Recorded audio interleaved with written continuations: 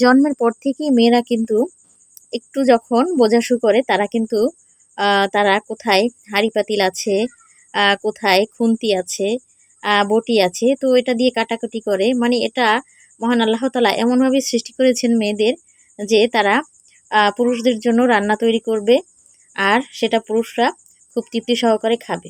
এটা হচ্ছে একটা মেয়েদের একটা মানে এটা একদম রক্তে রক্তে মিশে গেছে এরকম একটা কিছু। তো এটাই। আর ছোট ছেলেদের দেখবে যে বল খেলে বা এরকম হাঁড়ি পাতিল দিয়ে খেলা তাদের কম, আর মেয়েদের ক্ষেত্রে কিন্তু এটা বেশি। হ্যালো ভিউয়ার্স, আসসালামু আলাইকুম। আপনারা কেমন আছেন? আলহামদুলিল্লাহ আমি ভালো আছি, আশা করি আপনারা ভালো আছেন। তো আজকে আরেকটি ভিডিও নিয়ে আসলাম রান্না বান্নার। তো সেটাই তো আজকে রান্না করছি কোরাল মাছ। তো কোরাল মাছের হচ্ছে পেটির মাছ ছিল, তো সেগুলো আর কি, আর সাথে লেজও ছিল, তো সেগুলা তো মাছগুলো আমি ভেজে নিয়েছিলাম। আর হচ্ছে এখন মশলা কষাবো, তো সেজন্য পেঁয়াজটা ভেজে কিছুটা পানি দিয়ে তারপর একে একে করে মশলা দিয়ে দিচ্ছি। আদা রসুন জিরা একসাথেই দিলাম। আমি কোরাল মাছে একটু জিরা দিয়ে আদা বাটাটা দেই। আর হচ্ছে হলুদ মরিচের গুঁড়ো ভালো মতো কষিয়ে নিচ্ছি। আর রান্নায় মরিচের গুঁড়োটা কিন্তু অনেক একটা গুরুত্বপূর্ণ একটা উপাদান। রান্নায় মরিচের গুঁড়োটা যদি ভালো না হয় সেই রান্না কিন্তু খেতে অতটা স্বাদ লাগে না। আমাদের গত কিছুদিন আগে মরিচের গুঁড়ো এনেছিল, মরিচের গুঁড়োটা একটু ভালো ছিল না।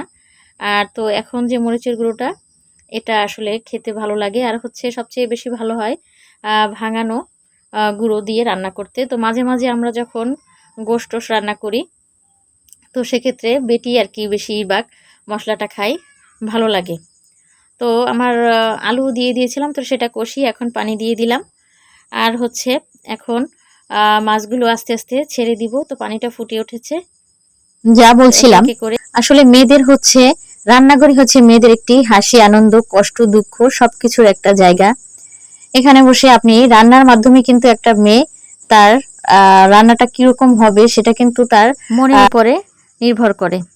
তো তার মন ভালো থাকলে তার রান্নাগুলোও কিন্তু ভালো হয়, আর মন খারাপ থাকলে তার রান্নাগুলোও কিন্তু একটু এলোমেলো বা লবণ কম হবে বা লবণ বেশি হবে বা ঝাল কম হবে বেশি হবে।